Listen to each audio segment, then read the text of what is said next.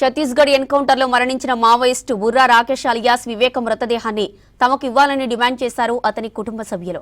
రాకేష్ స్వగ్రామం హసన్పర్తి మండలం చింతగట్టులో మృతదేహం అప్పగించాలంటూ నిరసన తెలిపారు. ఎన్కౌంటర్ జరిగి 5 రోజులైనా మృతదేహాలు ఇవ్వడం లేదన్నారు. ఛత్తీస్గఢ్ పోలీసులు తమ కొడుకు మృతదేహాన్ని అప్పగించాలని, రాష్ట్ర సర్కార్ ఈ విషయంలో జోక్యం చేసుకోవాలని కోరారు రాకేష్ తల్లి స్వరూప. ఈ ఎన్కౌంటర్లో నంబాల కేశవరావు సహా 27 మంది మావోయిస్టులు చనిపోయారు.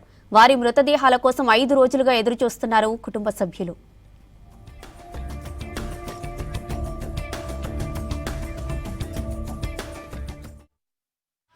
ఆపరేషన్ కగార్ అనే పేరు అంటే చివరి యుద్ధం. ఇది ఎవరి మీద చేస్తావో చివరి యుద్ధం. నువ్వు చివరి వాడివి కాదు, మొదటి వాడివి కాదు. నువ్వే ఆఖరికి కాలగర్భంలో కలిసిపోతావు. ప్రపంచంలో ఉండేటువంటి దోపిడీ ఉన్నంత వరకు కమ్యూనిస్టులు ఉంటారు, నక్సలైట్లు ఉంటారు, తర్వాత ఆదివాసీలు ఉంటారు. ఆదివాసుల హక్కుల కోసం పోరాడే వాళ్ళకు తరపున నక్సలైట్లు పోరాడుతూ ఉంటారు. కాబట్టి ఓవరాల్గా ఇవాళ ప్రభుత్వం తీస్తున్నటువంటి ఆర్ఎస్ఎస్ నైజమే హింస అనేటువంటిది వాళ్ళకు ఉండేటువంటి సిద్ధాంతంలోనే ఆర్ఎస్ఎస్ హింస, బీజేపీ దానికి అనుబంధంగా ఉండి హింస కొనసాగించేటువంటి ఒక ప్రవృత్తి ఇవాళ వాళ్ళు చేస్తున్నారు.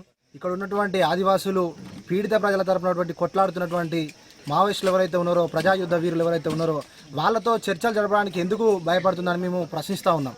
అదేవిధంగా ఆపరేషన్ కాగార్ ఒక ఎత్తు అయితే, అందులో ఎన్కౌంటర్లు, బూటకప్ ఎన్కౌంటర్లు, హత్యలను ఒక ఎత్తు అయితే, ఈరోజు 27 మంది చనిపోతే కేంద్ర కమిటీ నాయకుడు నంబాల కేశవరావుతో పాటు ఇక్కడ హనుమకొండకు చెందినటువంటి రాకేష్ చనిపోతే కూడా ఈరోజు మృతదేహాలను ఇచ్చే పరిస్థితిలో లేదు. ఈరోజు మీ రామరాజ్యం అంటే ఇదేనా అని కూడా మేము ప్రశ్నిస్తూ ఉన్నాం.